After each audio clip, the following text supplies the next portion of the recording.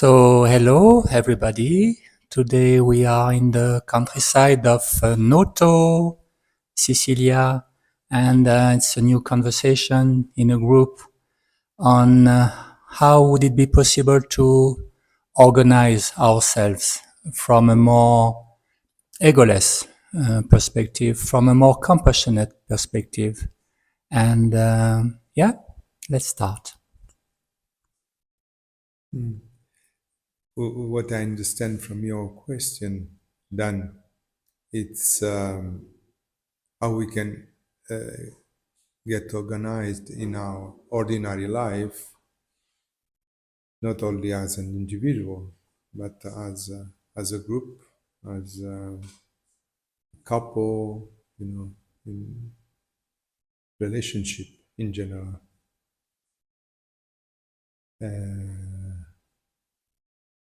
Yeah, in a way, this is my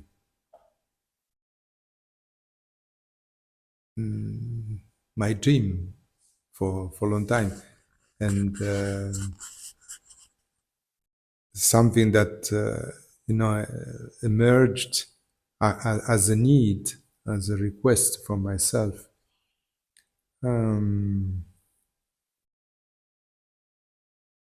Some decades ago, and especially when relationship for me, relationship with Antonella especially has been a pusher, I would say, an accelerator of this need. Because sometimes this is just a repetition of some schemes, some attitude that are very much related with our character, or story, that are not satisfying with what you really are, or you recognize, or you aspire, to be, and creating this space or acting from this space. It has been very much my dream, my aspiration. Obviously, not easy to realize, and now, if I can speak about myself now, is what I notice is just kind of relaxing on the situation, not put so many meaning, so many importance, relaxing inside and let emerge something. Or if the reaction and the character is arising, just a little bit, a step back and observe it. Not always, but when it is, I can do it, this step back, I realize that the space is opening, and I can sit on this space and just let it goes. This is more and more, I would say, present. Or when I'm not, on my straight line, on my alignment, my center, I just realize it, So I can do this back and forth just to adjust. But kindness with myself, not put too many pressure, because the result is the opposite. So this may be what I can share from your question as my personal experience and feeling. And thank you for creating this space to also looking inside, because we're not used to do it. We're not used to reflect on ourselves and looking at all of this. Obviously, it's not easy to express things that we cannot express or are not able to verbalize. Not voila. I did my how do you say my Icebreaking. yeah. Okay, so yes, lots of things were triggered in my mind from what you were saying, and well said as well, and lots of well spoken. But I think, yeah, though, starting from the ego in the knowing, to know thyself, to know yourself, is I would say almost a lifetime of work, because the ego can really play a lot of tricks on everything, on your mind. And so I would think, and it's hard to find it, but it's the intuition is a main source of knowledge for knowing yourself, is to really find that tuning into the intuition. And I would say because it comes from the gut. And I think that the umbilical cord, there's something there connected to the spirit of mother. And once it gets cut, I think it's the constant work in your life to find a way of reconnecting that cut. And that's where the intuition comes from, and the source of real knowledge, divine knowledge. And it's not taught. It's not taught in schools, unfortunately. But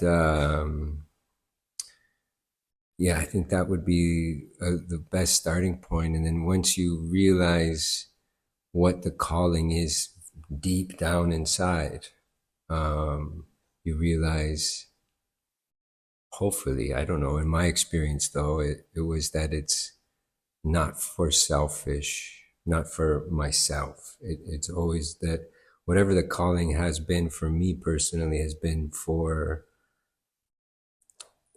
around serving, and yeah, also keeping the open mind. That's also the other challenge, is to knowing yourself and at the same time keeping an open mind as to what's going around.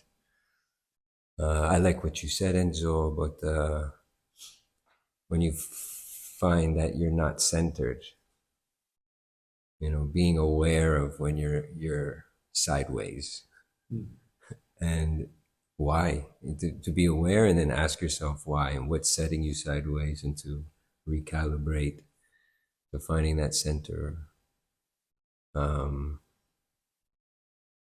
I think that's what your question is though, right? The first question is getting to where, how do you, I don't know if I'm answering the question, but that's, I'm just going from that starting point as to where the recognizing of the ego, I think, is the biggest thing, is to recognize what is the ego and what is your true self, spirit.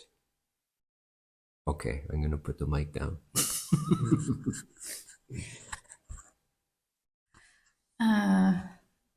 Thank you for both of your wisdom it sparks a lot of thoughts with me. And what you say resonates a lot with me.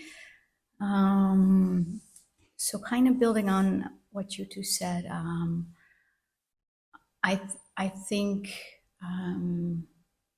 organizing oneself within a group or community for me starts with an intention and awareness.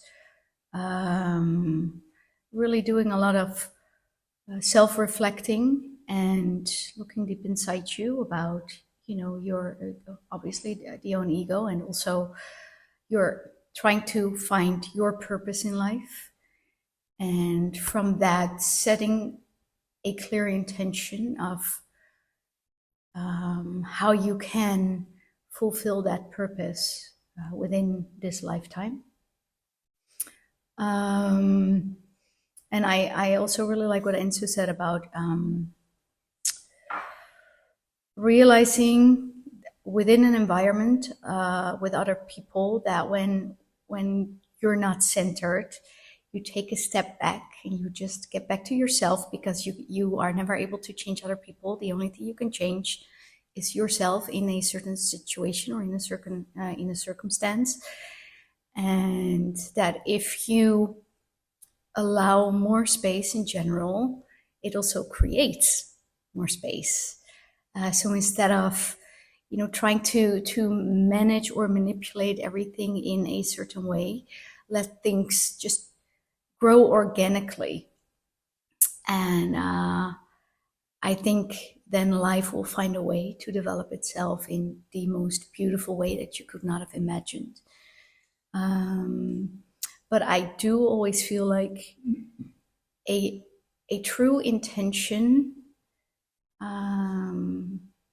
does create the right conditions to really thrive a community or a togetherness within a community or a partnership or with friends. Yeah. Thank you, Chris. Thank you, everybody, for this occasion. And what I was thinking is about the community, how to create a community and how to be in relationship with people who at the beginning you don't know. And I was thinking about the school. I'm working with a school, which is a parental school, which is supposed to become a community, but for the moment is not. But what, for me, the experience is, and I think is very useful also for the project here, how to create a community. And it's about caring people, how to take care of people. This is the first thing which came up.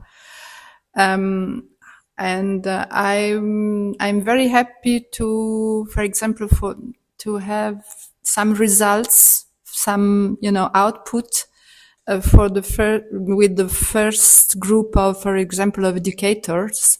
I'm working with them, and I can feel the little community, the little circle of people taking care of each other. This is priceless. This is wonderful. And sometimes I'm very proud of this, because my ego said, you managed this. And it's not me. It's really not me. This happened. It's not the same with the other circle of people trying to work together, but in this case, it happened. I don't know what happened. It's magic. And because it's magic, now there is a group which take care together of each other, how do you say? Which is wonderful. And it's also wonderful because we work with children, and children, when I think about school and children education, I think about joy to being, just the joy of living together and staying together and working together and playing together, just to be. And this is what happened to me when I don't think, I don't know why, but it happens. And when I try to meditate in a very serious way, there is something which happens, which came up, which is about you are taking yourself very seriously, but it's a question of play and joy of living and go.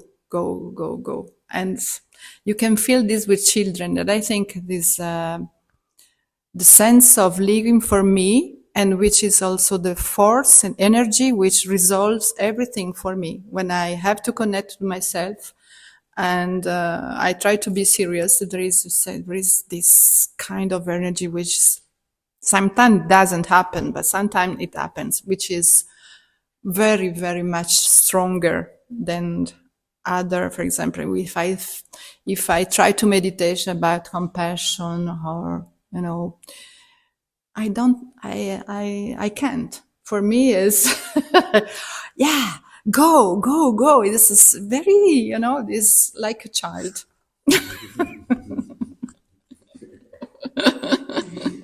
Thank you. Yeah, thanks, Antonella. That was inspiring, because I was also thinking along those lines.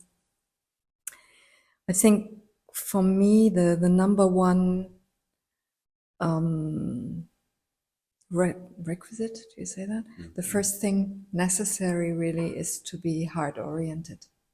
Mm-hmm. To whatever we do, whatever the way we are with people should always be coming from a heart level. And then we have our mental taking over, or I should say, I have my mental taking over and wanting to make rules and making structures. And this is when I'm getting away from my heart level. And in an organization, I think we always have to try and focus back on the way we are with each other. And that's also what you said, Chris, to be able to take a step back and to respect yourself when you're not in that frame. And I think very often in our society, that's something we don't take the time to do, because of the way we are judged, or the way people would look at us, or at me, if I don't comply, or if I don't perform, if I don't come up with the right things to say and the right things to do. And I think this is what we should get away from in an organization which is based on the heart, which is based on inner guidance, which is based on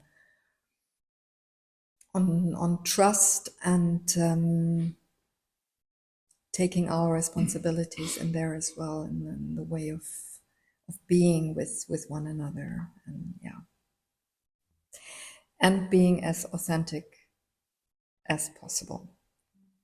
And authenticity is not always liked by everybody. So it's also understanding that I don't have to be loved by everybody. Mm-hmm. I can be myself, and I can be, and if I'm in a heart-based environment, I can be who I am, because the others will accept me the way I am.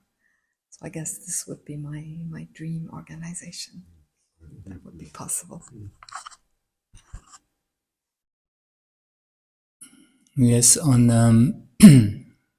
on an individual level, I value very much the authenticity, the genuineness, because the more we are working on ourselves, the more we are lifting our state of consciousness, and in return, this state of consciousness forces us to behave accordingly to this state of consciousness. So on an individual level, I value very, very much the authenticity, the congruence. How is it possible to be what we really are, whatever the circumstances? And by doing so, on a collective level, I mean, whenever we are more than one, as you have all said, I think that creating the space to allow things to happen will, I would say, compellingly lift the whole mankind, because I think that there is, let's say, compelling way for the mankind to raise and to be different. So by trying to be the more authentic, the more kind, bringing the more possible care and compassion to whatever happened, has a contagious effect and a ripple effect, and then little by little something different happens.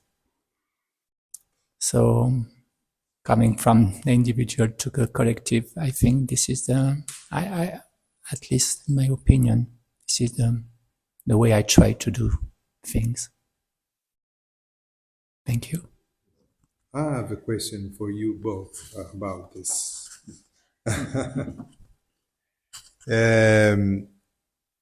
In terms of your experience in Auroville, so what do you experienced about this creation of a space in a group, in a committee, in also non-formal situations? How you really, experience this different level of being emerging from the group? What do you call an organ, no? Something like an organism emerging from a group of people. But really in your experience.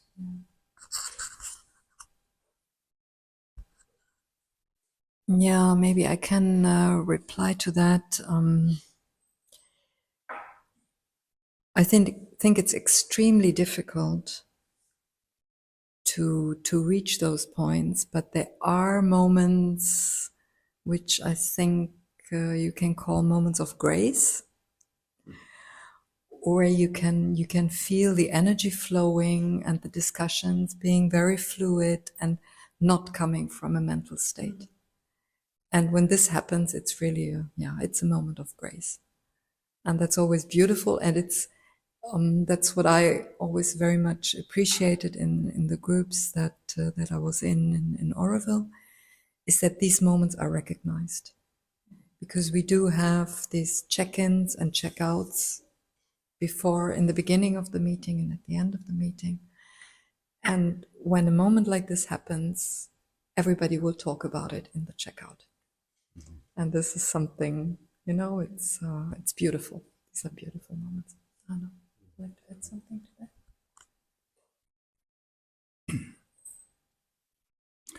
Yeah, I think the frame in which we are doing the things are of utmost importance, and also the topic, because when we decide to discuss about this topic, it naturally brings something.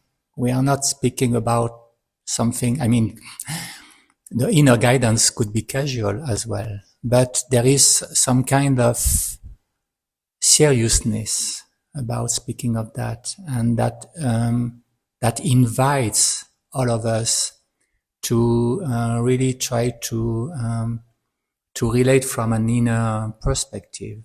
And this intention, as you said, to do so creates this space.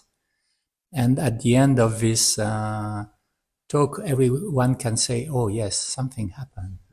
So it's both the topic and the frame, I would say.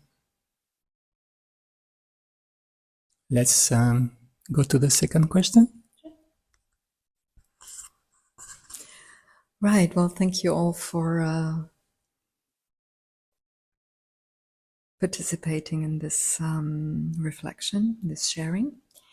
And our second question would be, on a personal level, what could you commit to or change in yourself to make this vision of yours happening, to have this organization with one or with a group. What could you bring in on a personal level and say, as of today, I might be doing this, or I could be doing this, or trying to do this? Yeah. Anthony. Okay. Yes, thank you for organizing this, putting this together. This is really good. So, on a personal level of what could be done, I'm just going to back up a little bit with, I shared with a friend this project.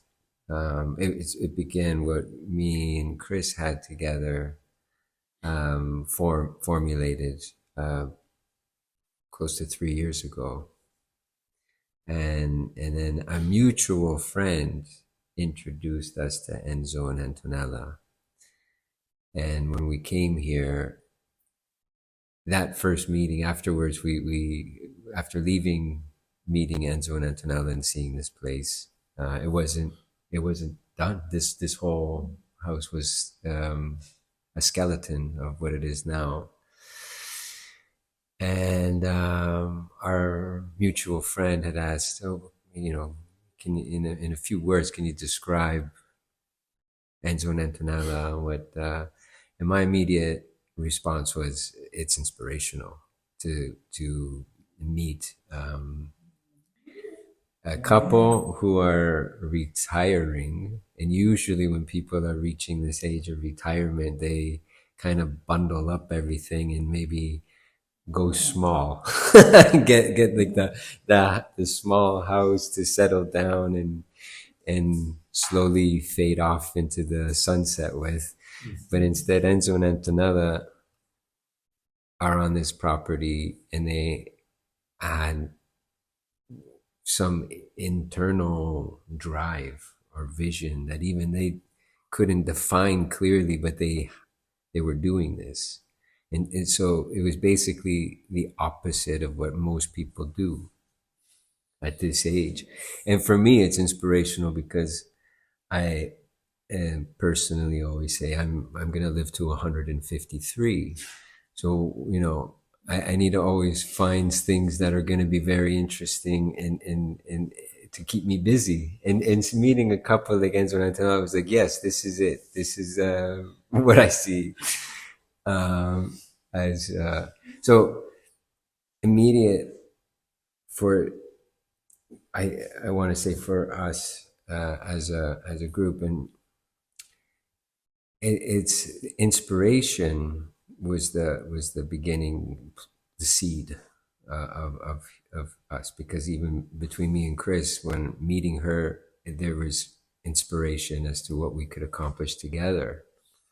And then meeting Enzo and Antonella, it became augmented, the feeling of inspiration.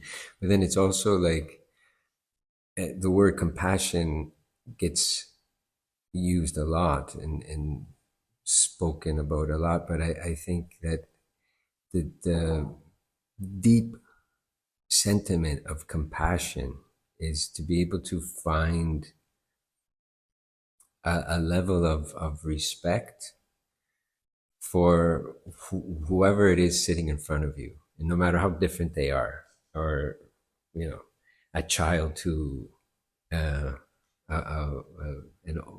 very old person, for instance, to always be able to look at that and see it in an angle and a light to have that.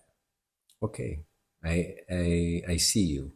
I see this in front of me. So to the question as to what could you do to go on forward with this is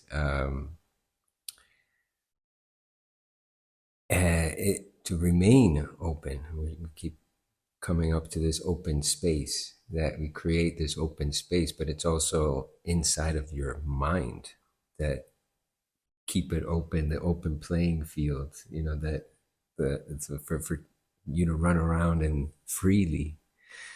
And that is obviously a challenge when you're with different people, and different opinions and different points of view get brought up.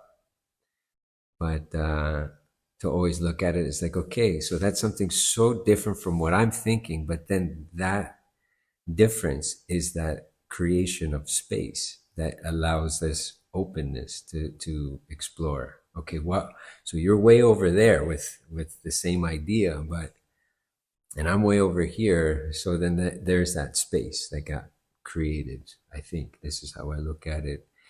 So I think it's important that just in whatever group or community or partnership is that perspective is always kept, even though inside you want to get closer and you want to close that space to be on the same page or be on the same wavelength. But then what happens? Then the game's over. So if we keep having that space to explore in those differences, I kind of think that that's the ingredients to not get bored. Thank you. Thank you, Anthony, for those wise words. I really like that. You explained the playing field and the space between the one opinion and the other opinion, because I agree that is very important. And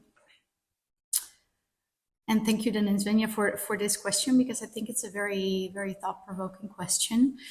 As for me personally, how I could change or grow within a group or a community. I think in a community, we all have a very important part to play, a very important role to play. And as Anthony mentioned before, we are servers or givers. We really like to help people, make them grow, inspire them, and create something. But at the same time, it is so easy to lose yourself in that. So what I think is, in order to be of good value to a community, you also need to take care of yourself. So your spiritual self, but also your physical self. Because in a community, we are, as a community, I have to say, we are as strong as, between brackets, the weakest link. So you can only take care of all the others in the community if you take care of yourself. So I think that is definitely important for me within this context. The other thing that I think is very important within a community is non-judgment. And it kind of continues the story of what Anthony already said. It is, if you are in a community with all these different people from different backgrounds and different cultures, it is so easy from your little island to have a judgment, to have an instant reaction to something that is happening around you. And I think a big challenge for each and every one in this life is to try to not judge, and then really take a deep breath and look at your own thoughts. It's like, okay, am I now just thinking this because of my own ego, or where is this thought coming from? So try to be compassionate and not judge whatever is being thrown on your path in front of you, whatever anyone is saying. The non-judgment is something that I always really value, and I try to stick to. And the other thing that I always really appreciate is acts of kindness, both random acts of kindness and deliberate acts of kindness. The random acts of kindness is something that just comes from your authenticity, something that you feel in a moment just as the right thing, and that you just do for somebody else in a community, whether in the community that you're part of or in your extended community. I think paying it forward is a very essential thing of being human. and being compassionate. And then deliberate acts of kindness helps building and growing a community. Being kind to one another is worth so much, especially in this time and age where a lot of people are all about the ego for themselves and about themselves. And I do want to mention that with acts of kindness, it is acts of kindness that you do without the intention of, okay, it is so I feel better about myself. You do something without trying to involve your ego. And I think this is what could make an even better community. Thank you. Yes.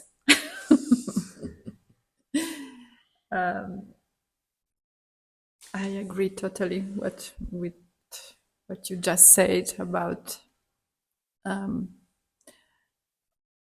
would say, having the fact of having to respect yourself and respect the other.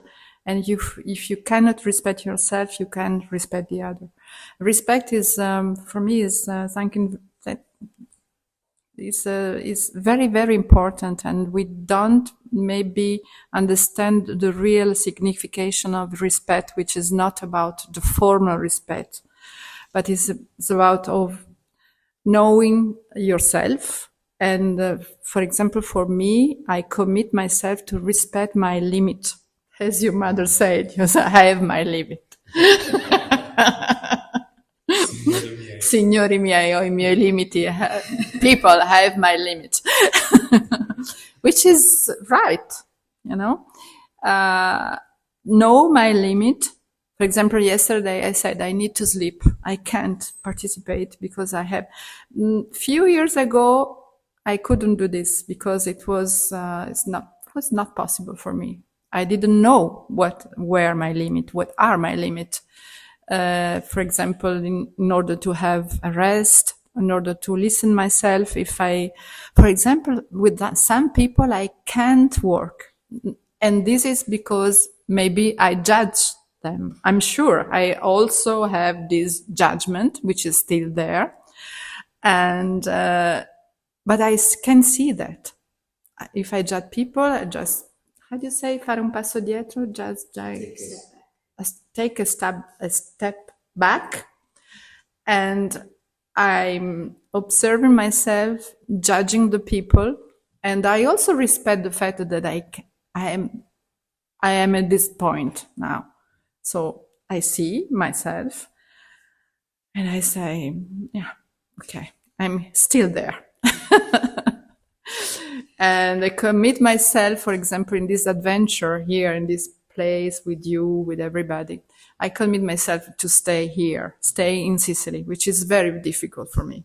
Because as soon as I go, for example, driving in Auroville street, I start judging people, screaming at people. And I said, there is my reptilian brain, which is immediately activated. And I am discovering myself, and I'm still there. And there are horrible words that then came up, and I ignored that they were still there. For example, I didn't know, I didn't remember that. And I was able to judge people in that way. And so I am serving myself, and I say that this is a way of, it's a way, for me, it's the way of evolving. Thank you. You can give me an English lesson. It's my favorite. Yes, So, yeah, it's a very difficult commitment for me to stay in Sicily, and difficult also because the culture is very strong, and I think is sometimes I feel as a foreigner, and as you come from Holland, I come from another culture in Italy, and it's very challenging every day. And I asking myself, why I'm here? Why? What can I do here? I'm here because I love him, And then I'm here. So that's my challenge. And I have other, but I don't want to talk about it. It's this.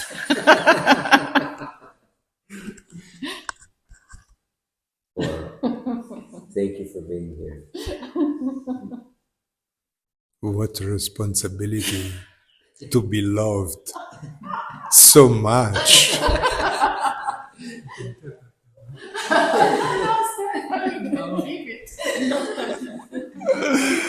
Ah, you know, yeah.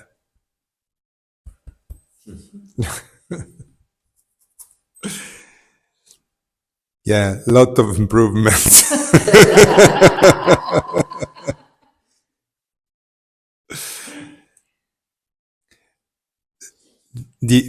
I cannot add many things to what has already said. Maybe what I try to experiment, and I'm not right there where I would like to be, is really in terms of trust. Just living.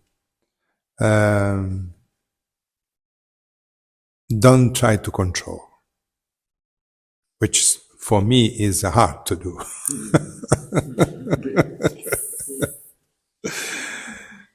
So maybe this is the next step. Entering into life, into the new day, with this full trust.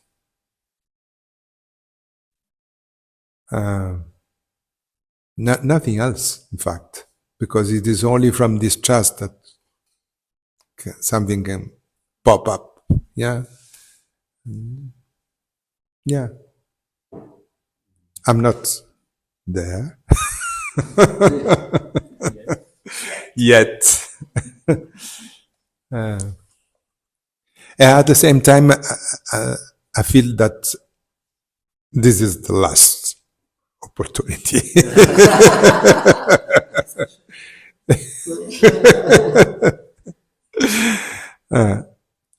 You don't think you'll live to 150? Yeah. Yeah, last opportunity. No. Because I don't know, I don't want to turn back. Yeah, come back.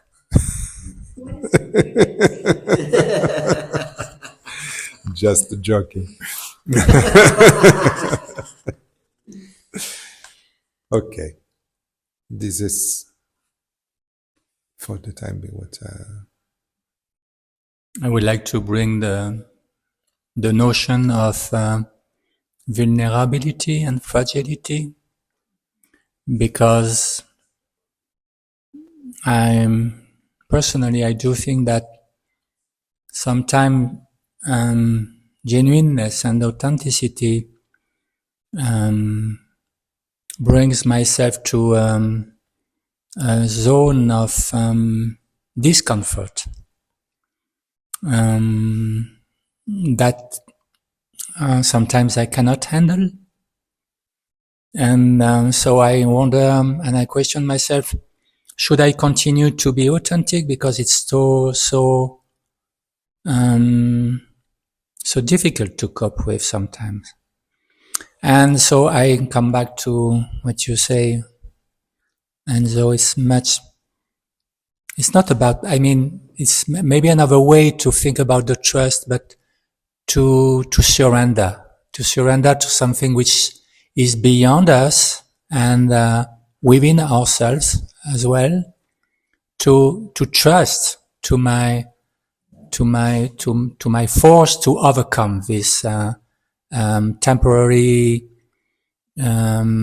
fragility and go with.